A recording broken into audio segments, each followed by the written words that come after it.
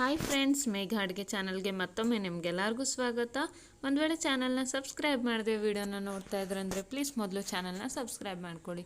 So ಇವತ್ತು ನಾನು ನಿಮಗೆ ಗುಲಾಬ್ ಜಾಮೂನ್ ಮಾಡೋ ರೆಸಿಪಿನ ಹೇಳ್ಕೊಡ್ತಾ ಇದ್ದೀನಿ. ಆ್ಯಕ್ಚುಲಿ ನಾನು ಕೂಡ ಯಾವಾಗಲೂ ಹಾಲಿನ ಪೌಡರಿಂದ ಗುಲಾಬ್ ಜಾಮೂನ್ ಮಾಡ್ತೀನಿ, ತುಂಬ ಈಸಿ ಅದು ಕೂಡ. ಬಟ್ ಈ ಸಲ ಪ್ಯಾಕೆಟಿಂದ ಗುಲಾಬ್ ಜಾಮೂನ್ ಯಾವ ರೀತಿ ಮಾಡೋದಂತ ಹೇಳ್ಕೊಡ್ತೀನಿ. ತುಂಬ ಜನರಿಗೆ ಏನಾಗುತ್ತೆ ಅಂದರೆ ಕರೆಕ್ಟಾಗಿ ಆಗಲ್ಲ ಪ್ಯಾಕೆಟ್ ಗುಲಾಬ್ ಜಾಮೂನ್ ಮಾಡೋದಕ್ಕೆ. ನೀವು ಯಾವುದೇ ಬ್ರ್ಯಾಂಡ್ ಬೇಕಾದರೂ ತೊಗೊಳ್ಬೋದು. ಸೊ ನಾನಿಲ್ಲಿ ಗಿಟ್ಸ್ ಅಂತ ಬ್ರ್ಯಾಂಡ್ ಇದೆ, ಸೊ ಆ ಬ್ರ್ಯಾಂಡಿನ ಗುಲಾಬ್ ಜಾಮೂನ್ ರೆಡಿ ಪ್ಯಾಕ್ ಏನು ಬರುತ್ತೆ ನೋಡಿ, ಅದನ್ನು ಯೂಸ್ ಮಾಡ್ತಾ ಇದ್ದೀನಿ. ಇದು ಕೂಡ ಅಷ್ಟೇ, ಟೇಸ್ಟ್ ತುಂಬಾ ಚೆನ್ನಾಗಿರುತ್ತೆ. ಸೊ ಇದು ಡೈರೆಕ್ಟಾಗಿ ನಾನು ಪೌಡರ್ನ ಒಂದು ಪಾತ್ರೆಗೆ ಟ್ರಾನ್ಸ್ಫರ್ ಮಾಡ್ಕೊಂಡಿದ್ದೀನಿ. ಸೊ ನೋಡ್ಬೋದು ಪ್ಯಾಕೆಟಲ್ಲಿ ಖಾಲಿ ಇದು ಜಸ್ಟ್ ಇಷ್ಟೊಂದು ಇರುತ್ತೆ ಅಷ್ಟೇ ಪೌಡರ್, ಮತ್ತೇನೂ ಇರಲ್ಲ. ಇದರಲ್ಲಿ ತುಂಬಾ ಗುಲಾಬ್ ಜಾಮೂನ್ ಮಾಡ್ಬೋದು, ಯಾಕಂದರೆ ಚಿಕ್ಕ ಚಿಕ್ಕ ಉಂಡೆ ಎಲ್ಲ ಮಾಡಿರ್ತೀವಲ್ವ. ಮತ್ತು ಇದರಲ್ಲಿ ಸೋಡಾ ಎಲ್ಲ ಮೇ ಬಿ ಯೂಸ್ ಮಾಡ್ತಾರೆ. ಸೊ ಅದಕ್ಕೋಸ್ಕರ ಅದು ಎಣ್ಣೆಗೆ ಹಾಕಿದ ತಕ್ಷಣ ಡಬಲ್ ಆಗುತ್ತೆ, ಅಂದರೆ ಸೈಜ್ ಕೂಡ ತುಂಬ ದೊಡ್ಡದಾಗುತ್ತೆ. ಸೊ ಇದು ನೀವು ಚಿಕ್ಕ ಚಿಕ್ಕ ಉಂಡೆ ಮಾಡಿದರೆ ಸಾಕಾಗುತ್ತೆ.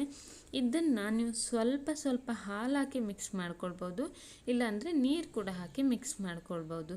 ನಾನಿಲ್ಲಿ ಹಾಲು ಹಾಕಿ ಮಿಕ್ಸ್ ಮಾಡ್ತಾಯಿದ್ದೀನಿ. ನೀವು ಬೇಕಾದರೆ ಇದರಲ್ಲಿ ಜಸ್ಟ್ 1 ಸ್ಪೂನ್ ತುಪ್ಪನ ಕೂಡ ಆ್ಯಡ್ ಮಾಡ್ಕೊಳ್ಬೋದು. ಕೆಲವೊಂದು ಸಲ ಏನಾಗುತ್ತೆ, ಗುಲಾಬ್ ಜಾಮೂನ್ ತಿನ್ನುವಾಗ ಒಂದು ಸ್ವಲ್ಪ ತುಪ್ಪದ ಫ್ಲೇವರ್ ಇದ್ದರೆ ತುಂಬಾ ಚೆನ್ನಾಗಿರುತ್ತೆ.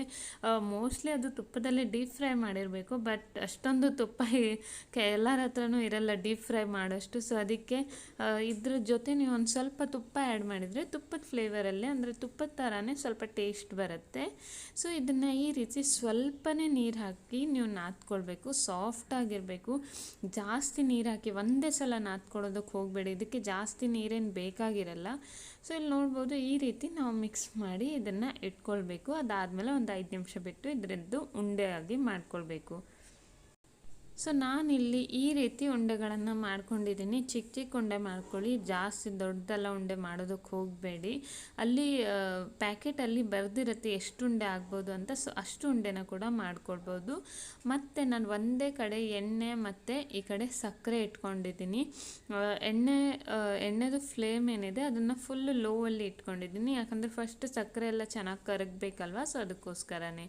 ಇವಾಗ ಇಲ್ಲಿ ನಾನು 1 ಕಪ್ ಸಕ್ಕರೆ ತೊಗೊಂಡಿದ್ದೀನಿ. ಸೊ ಎಷ್ಟು ಸಕ್ಕರೆ ತೊಗೊಂಡಿದ್ದೀನಿ ಅಷ್ಟೇ ನೀರು ಹಾಕ್ತೀನಿ, ಇಲ್ಲಾಂದರೆ ನೀವು 1.5 ಕಪ್ಪಷ್ಟು ಕೂಡ ನೀರು ಹಾಕ್ಬೋದು. ಯಾಕಂದರೆ ನಾವು ಪಾಕ ಏನು ಜಾಸ್ತಿ ಬರೋದು ಬೇಡ ಇದರಲ್ಲಿ, ಸೊ ಅದಕ್ಕೋಸ್ಕರನೇ. ಆಮೇಲೆ ಇದಕ್ಕೆ ಏಲಕ್ಕಿ ಪುಡಿ, ಅದಾದಮೇಲೆ ಸ್ವಲ್ಪ ಲಿಂಬೆ ರಸನ ಹಾಕ್ತಾಯಿದ್ದೀನಿ. ಸಕ್ಕರೆ ಎಲ್ಲ ಚೆನ್ನಾಗಿ ಕರಗಿ ಕುದಿ ಬಂದ ತಕ್ಷಣ ಲಿಂಬೆ ರಸ ಹಾಕಿರೋ ರೀಸನ್ ಏನಂದರೆ, ನಾರ್ಮಲಿ ಶುಗರ್ ಸಿರಪ್ ಏನಾಗುತ್ತೆ, ಸ್ವಲ್ಪ ಟೈಮ್ ಬಿಟ್ಟ ತಕ್ಷಣ ಅದು ಫುಲ್ ಗಟ್ಟಿ ಆಗಿಬಿಡುತ್ತೆ. ಸೊ ನಿಂಬೆ ರಸ ಹಾಕಿದರೆ ಅದು ಗಟ್ಟಿ ಆಗಲ್ಲ, ಸೊ ಅದು ಹಾಗೇ ಇರುತ್ತೆ. ಅದಕ್ಕೋಸ್ಕರನೇ ಎಂಡಲ್ಲಿ ನೀವು ಒಂದು 3-4 ಡ್ರಾಪ್ ಲಿಂಬೆ ರಸ ಹಾಕಿ ಅಷ್ಟೇ, ಅದೇನು ಹುಳಿ ಬರಲ್ಲ, ಟೇಸ್ಟ್ ಚೆನ್ನಾಗಿರುತ್ತೆ. ಸೊ ಅದಾದ ತಕ್ಷಣ ಅದನ್ನು ಬಂದ್ ಮಾಡಿದ್ದೀನಿ. ಆಮೇಲೆ ಇಲ್ಲಿ ಎಣ್ಣೆಗೆ ಗುಲಾಬ್ ಜಾಮೂನ್ನ ಫ್ರೈ ಮಾಡ್ತಾಯಿದ್ದೀನಿ. ಸೊ ನೋಡ್ಬೋದು ಎಷ್ಟು ಪರ್ಫೆಕ್ಟಾಗಿ ಚೆನ್ನಾಗಿ ಬಂದಿದೆ ಅಂತ. ಸೊ ಇದನ್ನು ಮೀಡಿಯಮ್ ಫ್ಲೇಮ್ನಲ್ಲಿ ಇಟ್ಬಿಟ್ಟು ಫ್ರೈ ಮಾಡಬೇಕು, ಹೈ ಫ್ಲೇಮ್ನಲ್ಲಿ ಇಡಬಾರ್ದು, ಇಲ್ಲಾಂದರೆ ಹೊರಗಡೆ ಕಲರ್ ಬಂದುಬಿಡುತ್ತೆ, ಒಳಗಡೆ ಚೆನ್ನಾಗಿ ಬೆಂದಿರೋದಿಲ್ಲ. ಮತ್ತೊಂದು ಟಿಪ್ಸ್ ಏನಂದರೆ, ಶುಗರ್ ಸಿರಪ್ ಯಾವಾಗಲೂ ಫುಲ್ ತಣ್ಣಗಿರೋದಿರಬಾರ್ದು. ಸೊ ಹಾಗಿದ್ದರೆ ಚೆನ್ನಾಗಿ ಆಗಲ್ಲ. ಶುಗರ್ ಸಿರಪ್ ನೀವು ಯಾವಾಗಲೂ ಮಾಡುವಾಗ ಒಂದು ಸ್ವಲ್ಪ ಬಿಸಿನೇ ಇರಬೇಕು. ಅದಕ್ಕೆ ನಾನು 2 ಒಟ್ಟಿಗೆ ಇಟ್ಟಿದ್ದು, ಅಂದರೆ ಜಾಸ್ತಿ ತಣ್ಣಗಿರಬಾರ್ದು ಶುಗರ್ ಸಿರಪ್. ಸೊ ಆವಾಗ ಇದೆಲ್ಲ ಚೆನ್ನಾಗಿ ಸೋಕ್ ಆಗಲ್ಲ. ಸೊ ಅದಕ್ಕೋಸ್ಕರನೇ ಒಂದು ಸ್ವಲ್ಪ ಬಿಸಿ ಇರಬೇಕಾಗತ್ತೆ. ಸೊ ತುಂಬಾ ಚೆನ್ನಾಗಿ ಬರುತ್ತೆ. ಇದು ನೋಡ್ಬೋದು ಈ ರೀತಿ ಕಲರ್ ಬರಬೇಕು, ನಿಮಗೆ ನೋಡಿದರೆ ಗೊತ್ತಾಗುತ್ತೆ. ಗೋಲ್ಡನ್ ಬ್ರೌನ್ ಕಲರಿಗೆ ಬಂದ ತಕ್ಷಣ ಇದನ್ನು ತೆಗೆದು ಡೈರೆಕ್ಟಾಗಿ ನೀವು ಶುಗರ್ ಸಿರಪಲ್ಲಿ ಹಾಕ್ಕೊಳ್ಬೇಕು. ಸ್ವಲ್ಪ ಬಿಸಿ ಇದೆ ಶುಗರ್ ಸಿರಪ್, ಸೊ ಹಾಗಿದ್ರೆ ಮಾತ್ರ ಗುಲಾಬ್ ಜಾಮೂನ್ ನಿಮ್ಮದು ತುಂಬಾ ಚೆನ್ನಾಗಿ ಬರುತ್ತೆ.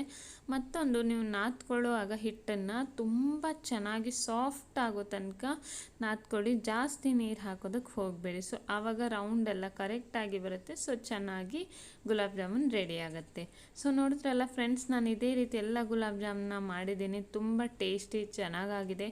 ಐ ಹೋಪ್ ನಿಮಗೆ ಈ ವಿಡಿಯೋ ಇಷ್ಟ ಆಗಿದೆ. ಇಷ್ಟ ಆದಲ್ಲಿ ಪ್ಲೀಸ್ ಲೈಕ್ ಮಾಡಿ, ಶೇರ್ ಮಾಡಿ, ಮತ್ತು ನನಗೆ ಕಮೆಂಟ್ ಮಾಡಿ ತಿಳಿಸಿ ನಿಮಗೆ ನೆಕ್ಸ್ಟ್ ರೆಸಿಪಿ ಯಾವ್ದು ಬೇಕು ಅಂಥೇಳಿ. ಸೊ ನಾನು ಅದೇ ರೆಸಿಪಿನ ಟ್ರೈ ಮಾಡ್ತೀನಿ. ಸೊ ಬಾಯ್ ಫ್ರೆಂಡ್ಸ್, ಮುಂದಿನ ವಿಡಿಯೋದಲ್ಲಿ ಭೇಟಿ ಆಗೋಣ.